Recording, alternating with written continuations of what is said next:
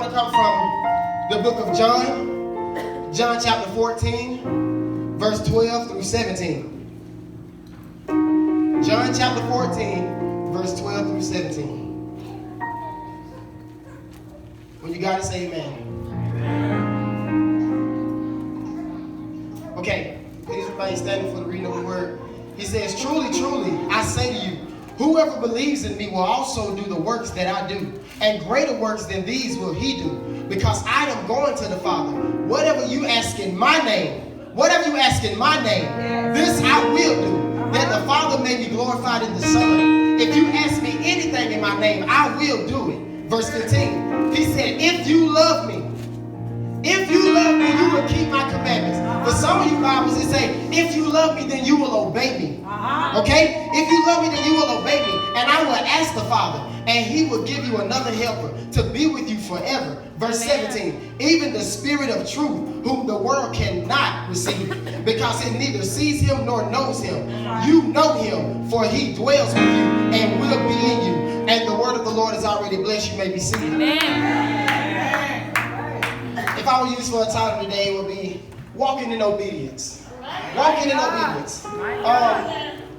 We know that obedience, the fifth commandment, if y'all don't know, it is the promised commandment that God gave we as people. He said, honor your mother and your father and your days will be long. Understood, okay? But obedience don't just apply for children. See, we always say, they're so disobedient. They don't like to listen. But we are so disobedient to God. Amen. That's why some of us are still going in the same circles that we've been going in for years and years and years to come. So we're not really much like Christians. We're more like the Israelites. So listen. So this is how you got to be better than this. You have to sit there and say, Lord, you don't have to have an action and a response to every promise that God already made to you. If he promised you that he was going to save your kids, then your children are going to be saved. If he promised you will never be broke again, you will never be broke again. How so? Trey, how so? How can I know that my children are going to be saved? See, when you walk in obedience, you don't have a question to ask God. Because you know he said it's already done. If it's already done, you don't have nothing to worry about. Okay? So listen. Jesus is somewhat like, in this particular text, he's something like the mother. He said, I will go to the Father. He said, and I will ask the Father. Children, have you ever, or grown-ups when you was children, have you ever asked your parents, can you go somewhere? Can I go to the skate rink? Can I go to the fun day? Can I go and do this? Can I go and do that? Okay? You ask them, but before that, you try to clean your room up. You try to do everything right. Wash the dishes. Am I right? Okay, so you do that right there. And then this is what some of your mamas say. Well, I don't have no problem with it, but you got to go ask your father. I don't have a problem with it, but you have to go ask your father. Why? Because the Father has to say so. Men, we have authority in here on this earth, but you got to stand up and walk in obedience. Listen, if you are not following God, you can never lead your wife. If you are not following the will and the obedience of God, you can never lead your wife. So this is what obedience really means.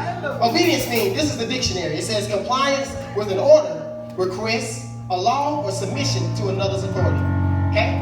So all of those, it says compliance, order, request, law, and submission. That sounds everything like what Jesus would say. Jesus, he got order. If the Bible says God is a God of order, that's right. Jesus requests you. What did he request you to do? I request you to go pray for them. I request you to keep your mouth off of them. If you're not praying for them. Okay? Now listen to this. He said laws. Okay? You know the laws of the 10 Commandments. But Jesus said in verse 15, when he said, if you love me, you will keep my commandments. He's not talking about the commandments of the 10 Commandments. He's talking about everything I commanded you to do. You're supposed to follow the commandments of God. Okay. Go down a little bit, Pastor Matt. Okay, so this is what it says. It says laws and submission. Who do we submit to?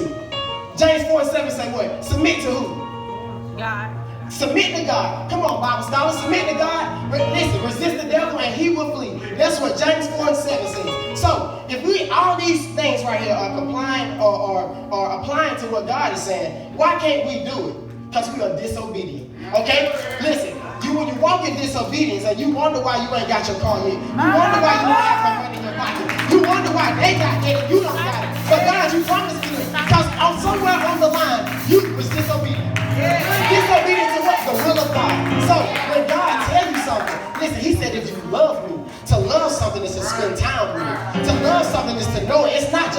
there and just look at it. And it's not just a saying with your lips, it's an action. See, I love God. He said, men, love your wife as God loved the church. That's what the Bible says. So, when you walk in obedience, you know how to treat your wife. Vice versa, women, you know how to treat your husband if you walk in obedience. It's not about no battle. Listen, obedience teach you humility. Obedience teach you if everything is not about. See, I just learned this. I've been in church all my life, and I'm just now learning this. Obedience. Obedience to what, Trey? Obedience to God. So, let's go down. It says, Jesus. Take your time. Jesus. Okay, so it says, we always say, you know, we give honor and we give glory to God. Do we not always say that? God, we give you all the honor and we give you all the glory. Okay, we sang the song, You Deserve It. If you was to break down the word honor and break down the word glory, honor means to respect. Respect follows in obedience. So you saying, God, we give you all the respect. Jesus said, I share my glory with no one. So that means we are his glory. So really you are saying, Lord, we give you all the respect and we give you all of us. So now look, this is what people try to get ignorant at. And this is what disobedience comes from. They talk about, well, you know, the Bible don't say nothing about smoking weed and all this and that, but the Bible do say your body is God's temple. So that right there being said, you gotta walk in obedience. I don't care if it's in the Bible. Now this is what really amazed me. When in my study time, God told me, he said, you know, the fifth commandment isn't the only promise. He said Isaac wasn't the only promise. Listen, he said the rainbow is not the only promise. He said his whole word is the promise. I said, how so? He said, because my promises are yes and amen. If you go to Revelation 22, which is the last chapter in the book, in the Bible, the last word in there is amen. So everything prior to that is a promise that God made to you.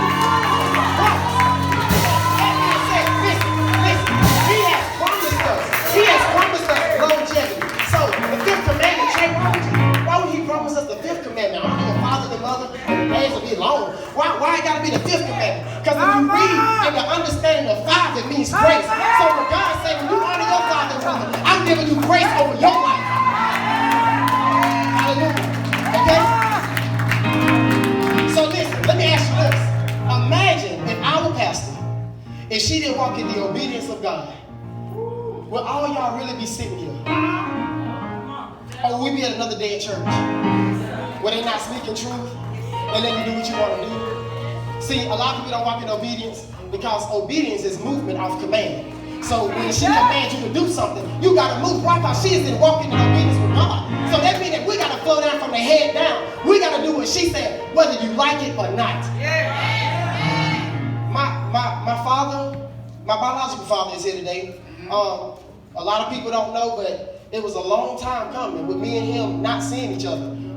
It's a blessing that I can say I still got my father in my life.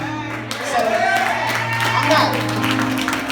I mean, you know, in spite of all the situations that went on, I'm still gonna be obedient to what he says, whether he was in my life the time of. But I'm gonna tell you this: everything we went through, and I might help somebody right now, but everything we went through, he was obedient. See, God promised him, you're going to be with your son again. You and your son going to have a relationship again. If you just be obedient and you just listen to what I'm saying.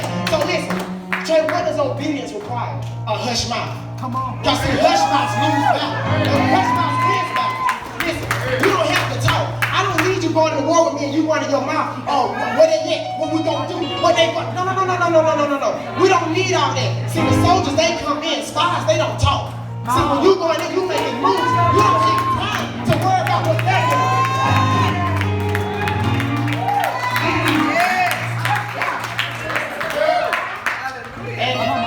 And y'all, I don't know if y'all know the story. If y'all don't know the story of Obadiah, have y'all ever heard of him, Obadiah? Just know that he was one of God's prophets. And my good friend Josiah just told us, I think a few Sundays ago, he said the first two letters, Abraham, A-B means Abba. If you look at Obadiah, the first two letters, O-B means obedient. And if you think about it, it means servant of God or worshiper of Yahweh. In order to be a servant of your master, you got to be able to listen to what your master says on command. Not trying to sit there and say, well, look, can you go take the trash out? But why I got to take it out? How about you move on command and see what happens? I see a lot of us, we stand still. We don't move on command. That's why nothing ain't happening in your life now. That's why nothing is happening responses based off your responses and based off your actions.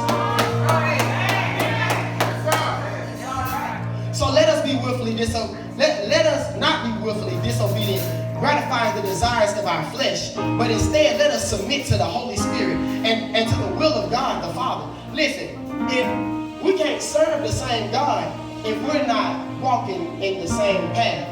If He is telling us we need to do this, and we are doing the things that are not of Him, that means that we are contrary to His word. He is not contrary because He is the way, the truth, and the life. So they say, how can the Bible contradict itself? No, the Bible encourages each scripture. Each scripture encourages each scripture. So everything that was done in the Old Testament, and we be like, well, you know, they talk about tattoos and stuff. And we don't have to listen to that because that was the Old Testament. And listen, this is what amazed me. Jesus said, I didn't come to change the laws of Moses. He said, I came to fulfill them. So to fulfill something means to act on it. He didn't come to change it. So what Moses didn't do, that's what Jesus came to fulfill. That's why He said, thou shalt put no other God before me. That's why He said, I got to go to the Father. He got to ask the Father, how obedient can you be? If He is in the body, how can He go to the Father and ask? It's disobedience. Because of some of y'all's obedience, you're going to have a car because of your obedience. Listen, you're going to have a house because of your obedience. Your marriage is going to line up because of your obedience.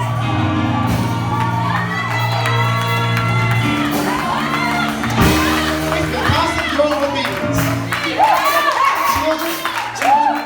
Children. I'm telling you now, this month, I will be 23 years old. I was so disrespectful to my mama growing up. I used to run my mouth. I said all this and said all that. But one thing I did repent. I told God, I said, you got to give me a long life because I can't keep living like this. It's not fun to disrespect your parents and then you think they owe you something. No. See, that's just like God. We think He owes us something. No. He don't owe you nothing. You owe Him your whole life. You owe God your whole life.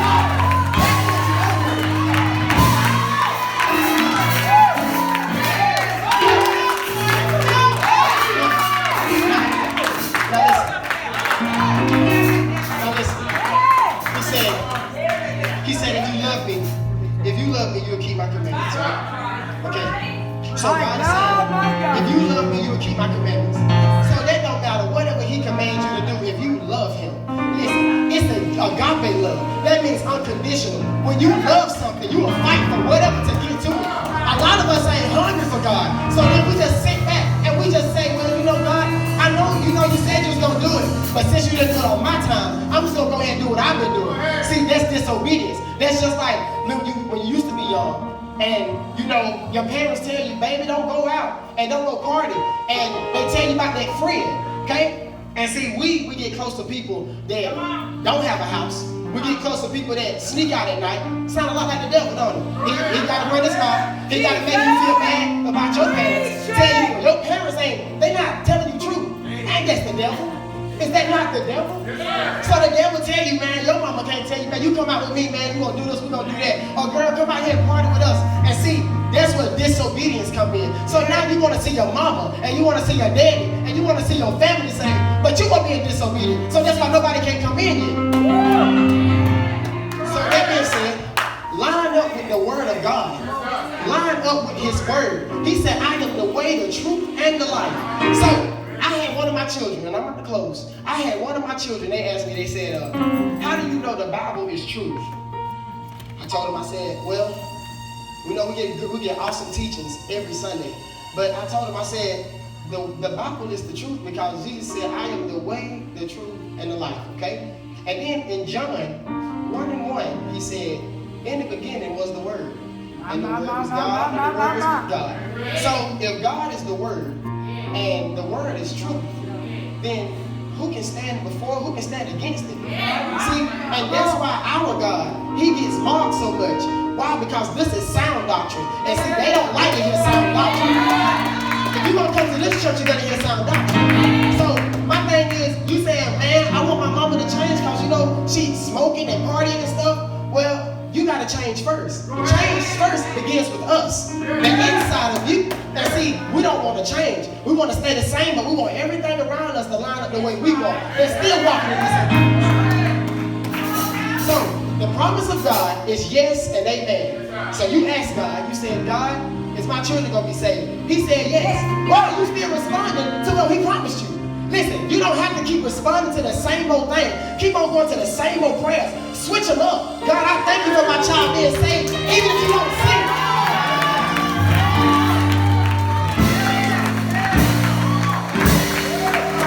Even if you don't see it. So, you have to walk in obedience. You gotta walk in obedience. Walking in obedience, man, it just makes you humble yourself to where it's not about you. That's right. Walking in obedience is not about you. Man, it's some stuff that pastors say, I know I don't like doing it, but it's the obedience that I have to do it because I love my pastor. I love God. So listen, I just learned, if I love God so much, then I gotta line up with me and my wife. I'm like, God, man, she messing up, she doing this and doing that. He said, no, I made you the head. Since you want to be the head, I made you the head, so you gotta line up. I don't want to hear nothing else about her. But I said, God, I would rather be the foundation because even if she fall, I'm still there to keep her up. I need you to be our head. That is our covering. So when God covered me and her, and if I'm up under her, she got us together, we are good to go. Understand? So that's where a lot of you men fell in, trying to play both roles. Why don't you just be obedient? And listen, men, we can submit too. You can submit. You ain't no coward, you ain't no little punk for submitting. Submit. A woman loves a man that can submit to what she's saying and can hear her out. It makes her feel good. Y'all want to know why the stuff ain't getting right? Because you're not submitting. You're being disobedient. Baby, don't go out that time for night. You know that's too late. I'm a grown man. Well, if you're a grown man, go back to your mama's house. That's what my wife tells me. Get your own place. That's what she tells me. So, walk in the obedience of God. Understand the commands of what God told you to do. And this is my last thing. See, the people of Edom, and I was just talking about Obadiah, the people of Edom, they suffered because of disobedience and hatred against people and stuff. And that's what God sent Obadiah to do. And see, it was many people in that time named Obadiah, but it's only a few. It always got to be that certain one that's going to listen. It's always got to be that certain person that's going to listen. See, God made us all in his image, but a lot of us are not his children because we are disobedient. So when you are following in God's footsteps, when he tells you, I need you to go here instead of going there, it's no questions asked. God, I'm going. I don't have time to sit here and talk and ask you why. I know you know what's best for me. So I'm just going to go that way. I'm going to trust you, God. So y'all walk in obedience. Encourage each other. If your brother or sister is stumbling, encourage them. Don't go back and talk about them. That ain't going to save them. That ain't going to help them. That's not going to help them. Y'all listen. And another thing with obedience, you learn discernment. The spirit of discernment. You learn how to discern conversations. When somebody is talking to you about something that is not of God, you got to be obedient to what God said. Their tongues are toxic. Don't talk to them. Don't listen to them. Listen, in 2 Timothy, he said they are proud of what they know, but they understand nothing. So listen, if they are proud of what they're talking about, but they understand nothing that they are saying, why are you entertaining the conversation?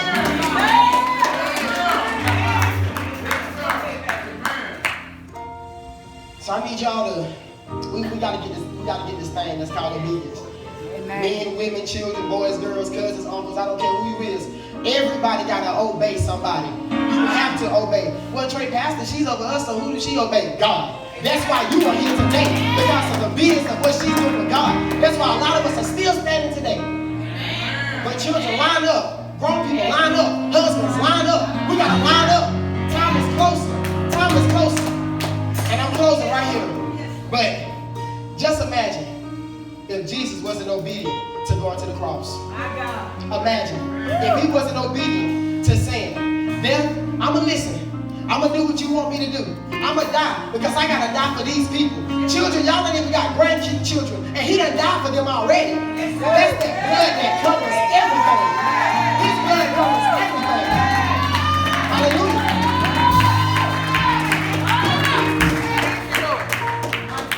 So y'all get this genuine relationship with God and stop using the word love so recklessly, because God is not a reckless God. Okay? And the word of the Lord is blessed.